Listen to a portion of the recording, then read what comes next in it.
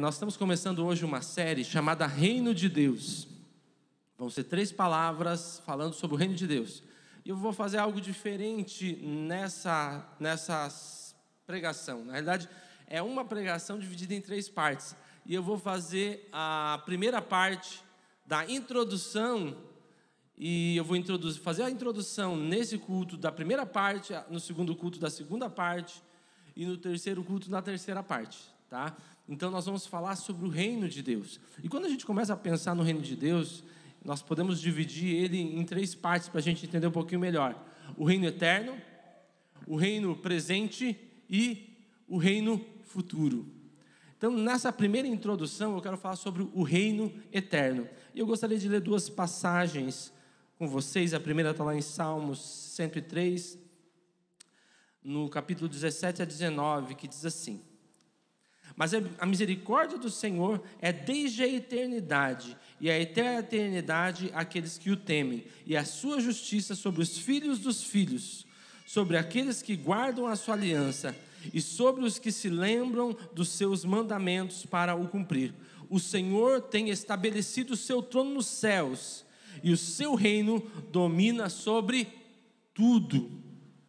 Hebreus 11:3 diz assim: pela fé entendemos que o universo foi formado pela palavra de Deus, de modo que o que se vê foi feito do que é invisível.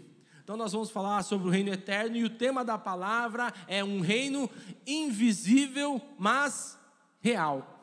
Então, quando nós começamos a pensar no reino de Deus, a gente precisa entender algumas coisas. A palavra reino, no Novo Testamento, é basileia, e não tem a ver com um reino demográfico. Vamos imaginar aqui o Brasil como um reino.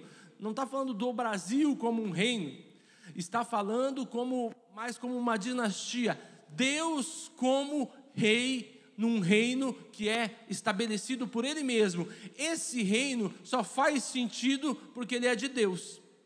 Então a palavra reino não tem a ver com um local geográfico, mas tem a ver com uma cultura estabelecida por Deus. É como se nós falássemos o reino de Davi. O que tem a ver com o reino de Davi? O reino de Davi, ele tem um padrão, tem um estilo. O reino de Salomão tem um padrão, tem um estilo. Você vai perceber que cada rei impôs leis, decretos diferentes um do outro. E quando nós estamos falando de reino de Deus, não tem a ver com um local físico, mas tem a ver com os princípios e padrões de Deus.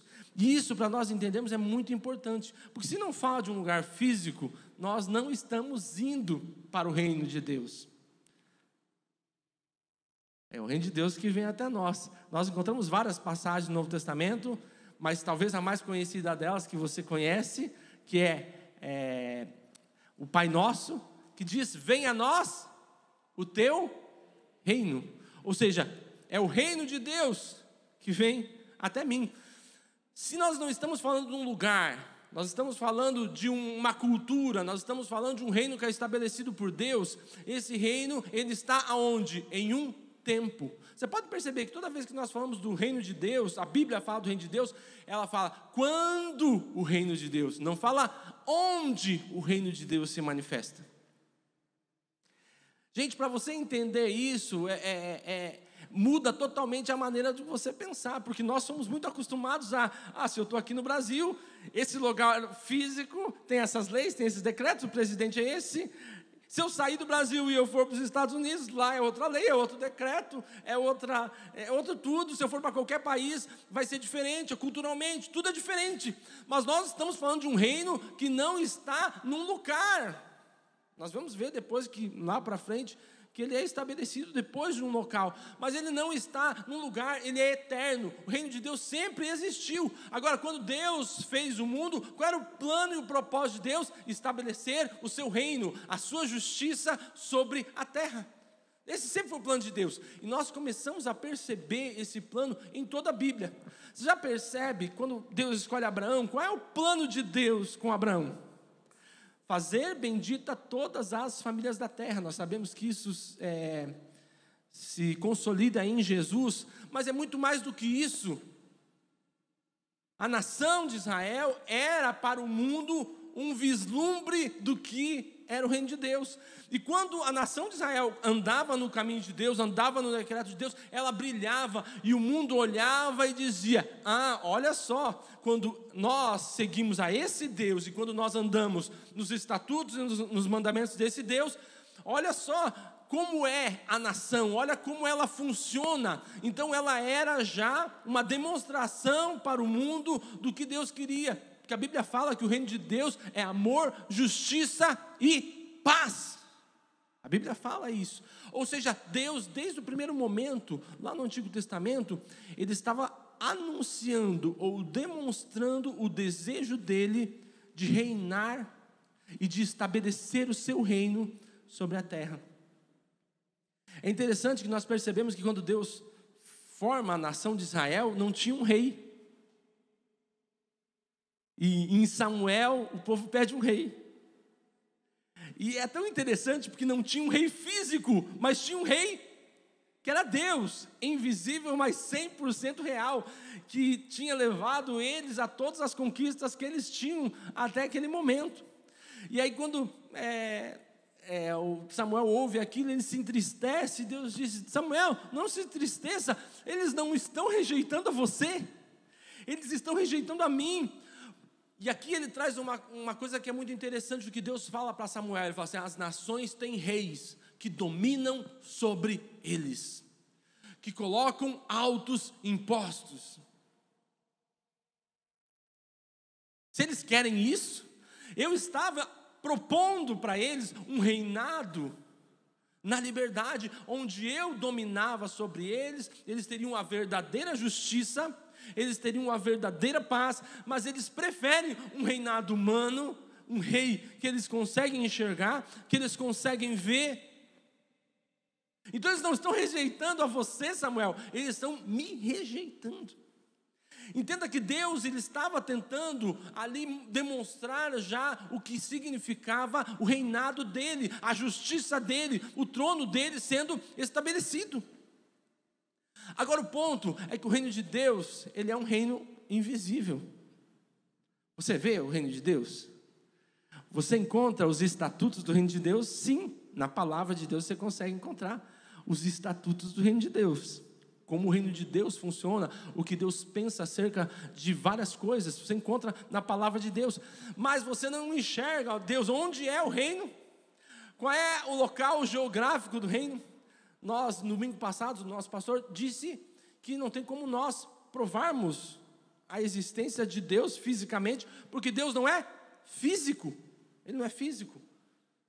Como é que você vai encontrar a casa de Deus? Já parou para pensar nisso? Se tiver uma nave espacial que viaja aí a velocidade da luz, ou sei lá, dobras e dobras espaciais aí, você vai chegar até Deus? Não, porque Ele não está nesse plano, nessa realidade. Então não tem como eu pegar um pedacinho da roupa de Deus e fazer uma análise, ou o DNA de Deus, porque Deus não é feito da mesma matéria que eu e você somos. Então não tem como se encontrar Deus fisicamente. Então Ele é um reinado, Ele é um Deus que não se manifestou fisicamente, pelo menos ainda no Antigo Testamento não tinha se manifestado.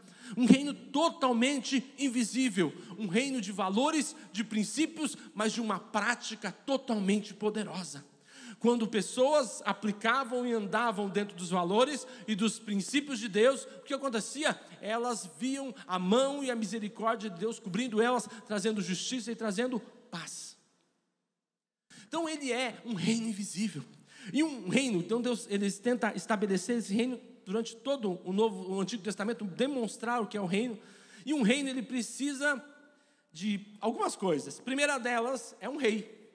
Qual é o rei do reino de Deus? Deus. Entenda que ele não é um reino transitório, que hoje nós temos um rei e amanhã temos outros. Nós sabemos que ano que vem vamos ter eleição. Talvez nós mudemos o nosso presidente, talvez sim, talvez não. Mas independente, se não mudarmos agora, daqui a pouco, mais alguns anos, vai mudar. O que acontece quando muda um reino? Muda toda uma maneira e uma filosofia do país. O reino de Deus, ele é permanente em Deus. Se existe uma coisa que você não precisa temer na vida, mudanças em relação a Deus. Deus continua o mesmo ontem, hoje e amanhã, Ele vai ser o mesmo. O que Deus pensava lá atrás, Ele pensa hoje e vai pensar amanhã. Os padrões e princípios de Deus que se aplicavam no passado, se aplicam hoje e vão se aplicar amanhã, porque são universais, são atemporais. Então esse rei que estabelece esse reino, ele não muda.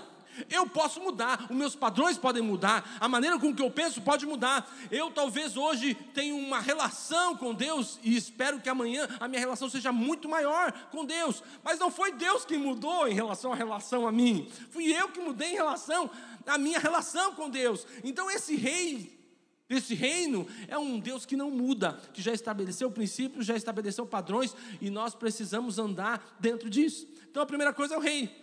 Segunda, súditos. Para que esse reino seja estabelecido, precisam ter súditos. Ou seja, quem são esses súditos? Nós vamos ver na próxima pregação um pouco sobre isso, mas são todos aqueles que entraram pela porta do reino, porque quem inaugura o reino é Jesus. Nós vemos isso no Novo Testamento. Esses são os súditos desse rei. Terceira coisa, leis e princípios. As leis e princípios do reino de Deus estão aqui. Sabe o que nós percebemos hoje? Muitas pessoas tentando dar um jeitinho no que a Bíblia fala. Querido, o reino de Deus é um reino atemporal. Se ele funcionava antes, ele funciona hoje e vai funcionar amanhã. A palavra de Deus não muda. O reino de Deus, ele tem o mesmo efeito que tinha antes e amanhã terá o mesmo efeito. Sabe qual é o problema? É que muitas vezes nós queremos dar um jeito, sabe? Eu não sei se você já fez isso, mas eu creio que a maioria das pessoas muitas vezes querem dar um jeitinho nas brechas legais da lei natural, né?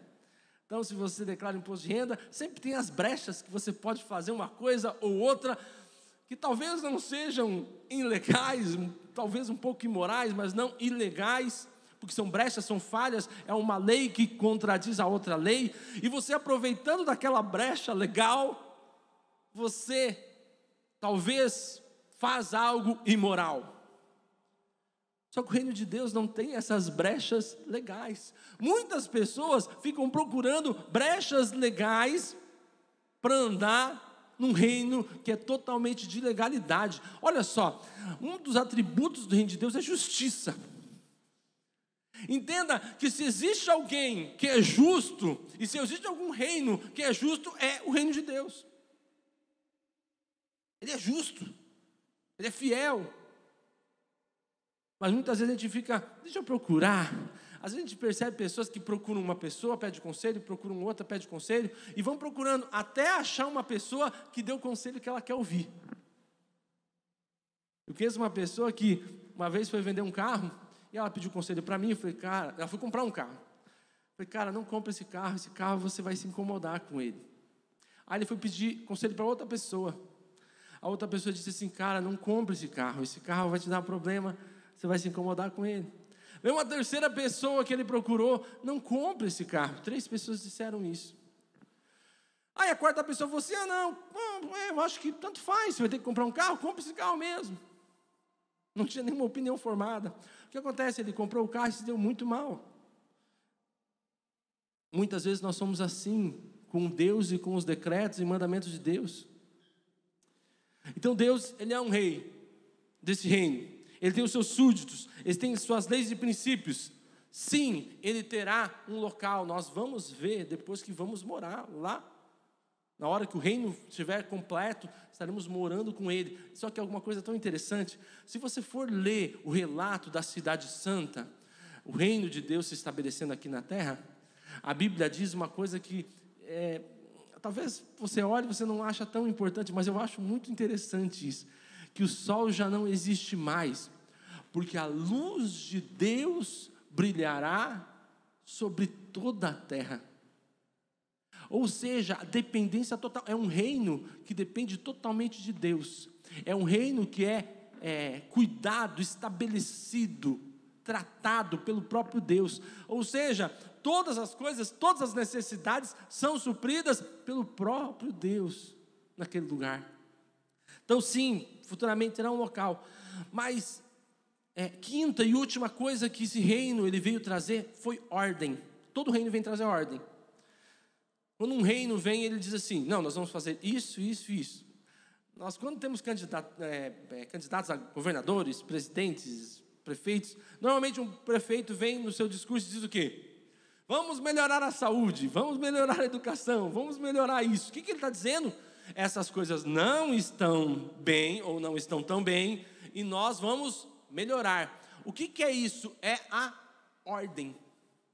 Deus vem estabelecer ordem. O reino de Deus veio para estabelecer ordem. Aonde há injustiça, vai haver justiça. Aonde há discórdia, vai haver paz, vai haver tranquilidade. Então o reino de Deus, a Bíblia fala que é amor, justiça e paz. Essa é a ordem do reino de Deus. É para isso que o reino de Deus vai ser estabelecido. Entenda que a salvação, ela tem a ver com o ingresso para o reino de Deus. Você sabia que no Novo Testamento se fala muito mais de reino de Deus do que de igreja? Jesus falou muito mais sobre o reino de Deus do que falou sobre a igreja. Porque a igreja é um grupo de pessoas que estão entrando no reino de Deus, entraram no reino de Deus. É um povo que entra no reino de Deus. Então esse é o princípio fundamental. Se você for ler a palavra reino de Deus, na maioria dos evangelhos ela é descrita como reino de Deus, mas você vai encontrar também como reino dos céus. Reino dos céus e reino de Deus é a mesma coisa. Você sabe por que eles usavam a palavra reino dos céus? Você vai encontrar muito essa palavra no evangelho de Mateus, que foi escrito para os judeus. Por que ele escreve isso? Porque o reino de Deus é o reino de Yeshua, né? Ou o reino de Yahvé, né? Os judeus eles não pronunciavam o nome de Deus, ou eles evitavam pronunciar o nome de Deus. Então, Mateus, para facilitar ou para não escrever como ele escreve para judeus, ele escreve o reino dos céus. Mas o reino dos céus e o reino de Deus é a mesma coisa. Está falando sobre um reino que vai ser declarado aqui na terra. E o primeiro ponto que eu gostaria de reforçar e de ressaltar na ideia do reino: o reino é um reino regido por um Deus que para ele não há nada impossível. Não há nada impossível para Deus. Olha o que diz lá em Romanos 4:17. O Deus que dá vida aos mortos e chama à existência coisas que não existem, como se existissem. Olha só. Esse é o nosso Deus, esse é o Deus desse reino invisível, mas real. Uma coisa que eu preciso entender: o reino de Deus, ele é mais real do que o reino da matéria. Sabe essa cadeira que você está vendo? Sabe aqui, esse aquário de bateria, todas essas coisas aqui, elas são menos reais do que o reino de Deus, que eu não enxergo. Sabe por quê? Porque o que eu não enxergo criou o que eu enxergo. Deus trouxe à existência aquilo que não existia, como se existisse. Estava na mente de Deus. Deus disse: haja luz e houve luz. Estrelas e houve estrelas. Ou seja, Deus trouxe à existência o que não existia pela sua palavra. Então para Deus não há nada impossível. Agora vamos ser sinceros, humanamente falando, para nós muitas coisas são impossíveis. Muitas coisas. Esse é o primeiro ponto de muitas vezes eu não conseguir entender o plano e o projeto de Deus, porque eu limito a Deus. Eu me lembro quando eu estava lá em Curitiba, tinha um rapaz que ele trabalhava num serviço que não tinha horário. Ele não conseguia participar de basicamente nada da igreja, porque toda vez que ele ia participar, chamavam ele no serviço. Às vezes ele estava no meio do culto, chamavam ele, tinha que sair e ir para o serviço. E um dia eu falei para ele assim: cara, eu não vejo que esse teu trabalho é de Deus. Você não pode participar de nada. E eu via que aquilo entristecia ele. Deus tem algo melhor para você. E ele começou a procurar. Começou a procurar um outro emprego e achou um outro emprego que ele ia ganhar a mesma coisa, mas ele ia trabalhar num horário comercial. Ótimo. Não vou ter redução salarial, vou lá trabalhar num horário certinho e vou poder participar de todas as coisas da igreja. É de Deus. Gente, ele foi para lá e ele fez algo lá. A empresa tinha uns sistemas que não eram muito corretos. E ele meio que falou: olha, isso aqui não é correto, assim e tal. Em um mês ele foi demitido. E era novembro. Gente, novembro, final do ano, demitido. Um mês, ou seja, ele não podia nem tirar nada, porque tinha perdido todos os direitos possíveis ali e tal. E ele estava no final do ano, sem emprego, sem perspectiva. E aí ele chegou para mim e falou: pastor, eu acreditei que era de Deus. E agora, como é que eu vou pagar as minhas contas? Eu não tenho dinheiro sobrando para um mês. O máximo que eu consigo é esse mês e acabou. Gente, humanamente falando, eu pensei: meu Deus, eu coloquei esse cara numa fria. Aí eu me senti na obrigação de orar mais por ele. Porque eu falei: poxa, ele tem família, ele tem tudo, eu preciso orar por ele para ele sair dessa situação. O que aconteceu? Ele conseguiu um outro emprego, que ele ia ganhar a mesma coisa quase, só que assim, era um emprego de só 3 meses. Ele tinha um contrato de 3 meses que ele ia trabalhar ali, e depois de 3 meses ele podia ser mandado embora. E ele chegou para mim e falou: e aí, pastor, o que eu faço? Eu falei: pega. Tem uma outra coisa? Pelo menos você está aí 3 meses, passa esse final de ano, começo do ano, se torna mais fácil, pega. Beleza, ele pegou o emprego. Na primeira semana aconteceu uma situação no emprego dele. Ele tinha uma líder e tinha um líder sobre a líder dele. E o líder sobre a líder dele chegou e foi conversar com ele sobre um problema. Olha, eu quero que você faça isso, isso e isso. E ele disse: olha, mas eu me reporto a ela. E não está certo, você tem que conversar com ela e ela vir conversar comigo. Aí o cara meteu a boca nele. Ele pensou: nossa, estou lascado. Recém comecei e vou ser mandado embora. Mas é o certo. Ele pensou: é o certo. Isso passou-se, acho que 1 ou 2 dias, o dono da empresa mandou chamar ele. Ele pensou: é agora, vou ser demitido. Chegou lá, o dono da empresa falou assim para ele: olha, eu vi a tua conversa e a tua discussão com o fulano, e eu quero dizer uma coisa para você: eu preciso de gente como você. Eu preciso de pessoas que façam como você fez, pessoas que tenham noção de liderança. Eu vou colocar uma equipe na tua mão e eu vou te dar um contrato de 1 ano e o teu salário vai ser dobrado. Isso só faz sentido para Deus, gente.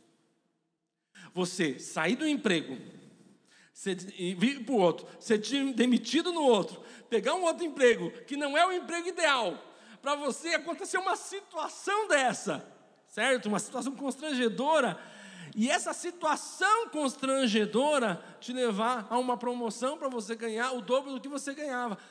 Entenda que isso só funciona com um Deus que tem tudo aqui na sua mão, um Deus que está com a tua vida sob controle total. Isso só funciona nas mãos de um Deus que é todo poderoso, de um Deus que para Ele não é nada impossível. Querido, quando você está passando por uma situação difícil, Deus não está preocupado, porque Ele já tem a solução. Agora, o processo até a solução é o aprendizado. Tu entende por que Deus muitas vezes não está preocupado quando nós estamos passando por fases extremamente difíceis, ou talvez quando nós temos percas, quando nós temos frustrações, quando nós temos problemas? Por que Deus não está preocupado? Porque Ele tem tudo sobre o controle da mão dele. A qualquer momento Ele pode fazer o morto ressuscitar. Nós vemos Jesus naquela situação que Lázaro já fazia 4 dias que tinha morrido e todo mundo: não dá mais, sai para fora. Deus, Ele tem tudo isso sob controle. Agora, Deus usa o processo para nos ensinar e nos fazer crescer. Muitas vezes nós precisamos da dificuldade, nós precisamos da adversidade, nós precisamos da perca para que nós possamos chegar aonde Deus deseja que nós chegamos.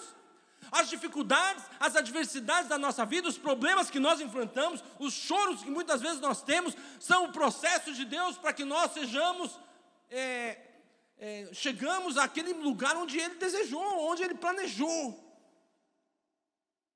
Eu gosto muito daquele versículo que diz assim: eu é que sei que pensamentos eu tenho sobre vós, pensamentos de paz e não de mal, para vos dar o fim que desejais.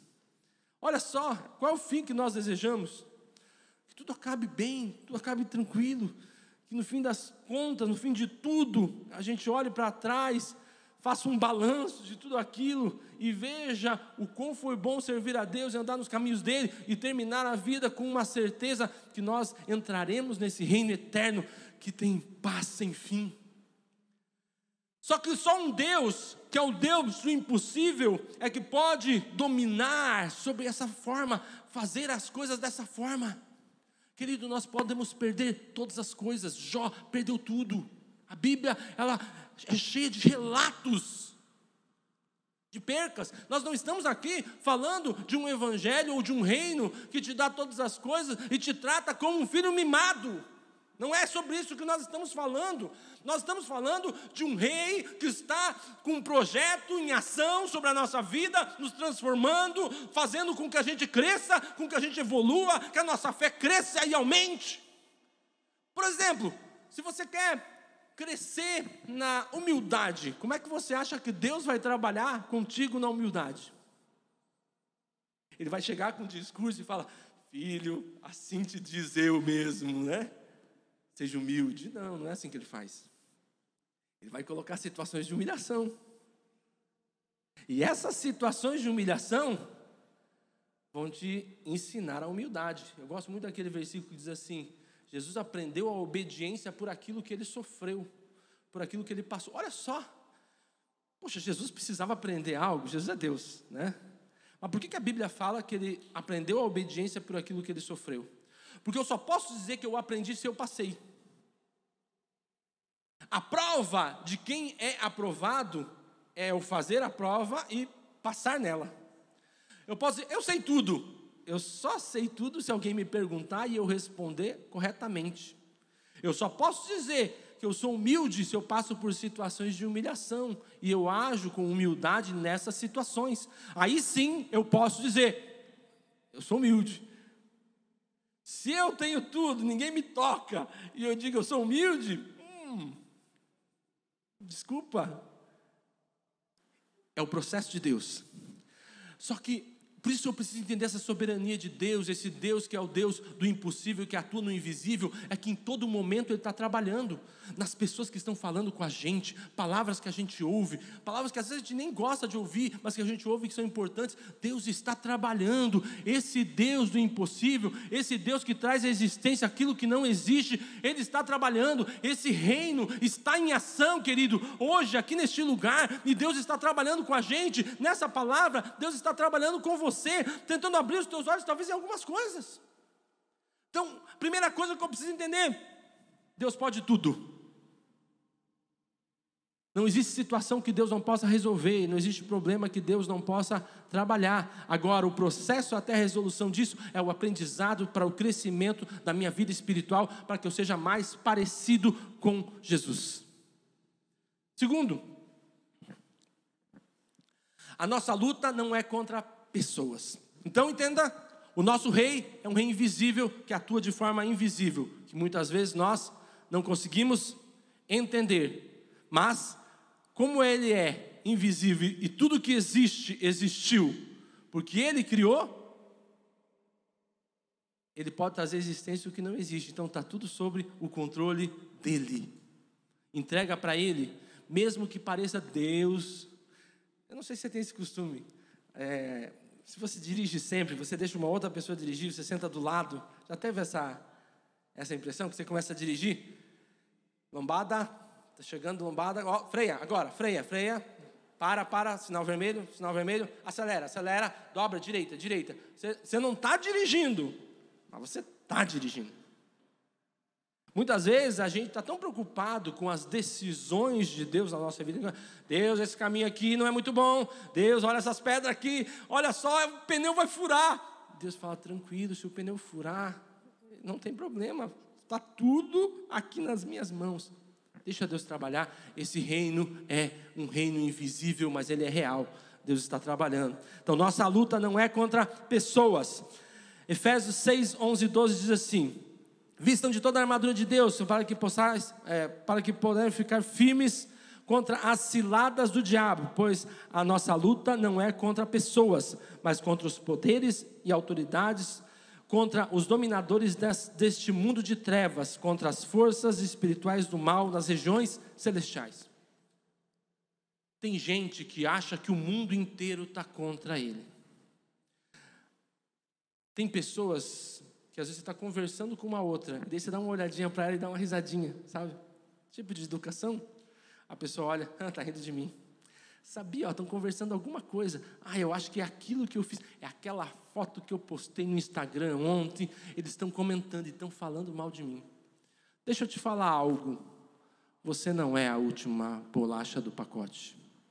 Tem gente que acha que o inferno inteiro se levantou contra ele e quer destruir. O diabo quer me destruir, querido. O diabo não está tão preocupado com você assim.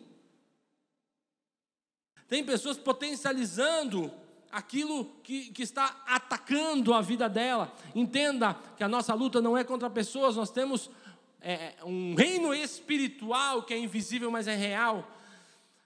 Estão acontecendo muitas coisas das coisas que nós passamos pela permissão de Deus. Então, muita coisa que você diz que é o diabo, não é o diabo, é Deus aperfeiçoando a tua vida. É Deus mexendo no vaso. Isso é reino. É o reino em ação, é o reino invisível. Deus está trabalhando com você, às vezes está usando pessoas, situações, circunstâncias. É como eu falei agora, às vezes Ele quer te ensinar uma lição sobre alguma coisa, Ele vai usar pessoas. Mas entenda, essas pessoas não são minhas inimigas. Sim, nós temos um reino das trevas que está contra nós e tenta nos destruir. Sim, é verdade, mas a Bíblia diz que maior é aquele que está em nós do que aquele que está no mundo. Eu acho tão interessante quando Jesus envia os 70 e eles voltam, ele diz: eis que eu vos dou o poder para pisar serpentes e escorpiões e todo o poder do maligno, e nada vos fará dano. Essa é a verdade. Muitas vezes nós potencializamos o poder do inimigo e nós não entendemos que existe um reino espiritual acontecendo, e muitas vezes o que nós estamos passando, as adversidades que nós estamos passando, estão nos forjando, estão nos trabalhando para que nós possamos cumprir o projeto de Deus na nossa vida. Querido, eu faço parte de um reino. Esse reino é um reino que está sendo estabelecido em todo lugar. Eu não posso ser qualquer pessoa. Eu não posso ser um cidadão de segunda categoria. Eu estou sendo treinado pelo próprio Deus para ser um cidadão que é um cidadão de elite. Faz parte do grupo de elite do reino de Deus. Nós seremos com Deus reis e sacerdotes. Deus está preparando, Deus está forjando. Deus escolhe todos para treinar, nem todos estão dispostos a pagar o preço desse treinamento. Sabe, por isso, amargura, rancor, falta de perdão, são coisas que não pertencem a um cidadão do reino de Deus. Você tem falta de perdão, você tem dificuldade de perdoar pessoas, querido, isso não faz parte do reino de Deus. Isso não faz parte do reino de Deus. A tua luta não é contra pessoas, a tua luta é contra o reino espiritual. Se eu entendo que a minha luta então é espiritual, não é contra pessoas, eu preciso entender uma terceira coisa. As minhas armas também não são carnais. Então, eu tenho um Deus que atua no invisível e que trabalha de forma, muitas vezes, inusitada. Gosto muito daquela passagem, quando Jesus, ele fica orando e os discípulos vão para o mar, e quando Jesus volta, ele volta andando sobre as águas, né? Ele volta andando sobre as águas. Quem espera isso? Você espera você deixar um cara lá no lugar, e de repente você está no mar, e ele vinha andando por cima das águas, inusitado, totalmente inusitado. Sabe por que Deus faz isso? Porque Ele pode. Se eu pudesse, eu também fazia, mas eu não posso. Mas Ele pode. Ele pode. E só por Ele poder traz uma leveza às decisões dele gigante. Porque tudo que Ele está decidindo, Ele não está dizendo: será que vai dar problema essa minha decisão? Eu fico pensando, chega final do ano, nós estávamos agora no final do ano, a mega da virada. Eu fico imaginando a caixa de mensagens da hora de oração de Deus. Senhor, que eu ganhe a Mega Sena, porque se eu ganhar a Mega Sena, Deus, eu vou ajudar na construção da nova igreja, Pai. Eu vou ajudar nisso, eu vou ajudar naquilo. E não tem problema nenhum nisso, tá? Se você ganhar e quiser ajudar, ótimo, sem problema. Mas o ponto é que eu fico pensando assim, vamos imaginar isso do ponto de vista de um Deus todo-poderoso? vou satirizar agora a situação, mas imagina Deus pensando numa resolução para o teu problema. Aí você ora: Deus, olha só, se eu ganhar na loteria, ou se eu ganhar alguma coisa assim, o meu problema vai ser resolvido. Deus, então faz eu sonhar com os números aqui, para eu jogar e eu ganhar. E aí vamos imaginar Deus nessa forma: que solução, cara, eu estava aqui batendo a minha cabeça, tentando descobrir uma forma, uma maneira de fazer você sair desse problema. Não, Deus não precisa de uma oração nossa dando a solução para Ele, porque Ele já tem ela, só que Ele vai só liberar ela no tempo certo, no momento certo, da forma certa. Deus tem um ditado que diz assim: Deus tarda, mas não falha, né? Deus não tarda. Deus faz no momento certo, na hora certa. Você acha que está tardando? Não, não está não. Está na hora certa, vai chegar na hora certa. Mas eu estou quase morrendo, não tem problema. Se tu morrer, Ele tem poder para te ressuscitar. Ele tem esse poder, então fica tranquilo. Mas as nossas armas, então, elas são espirituais. Olha só o que diz Efésios 6,13.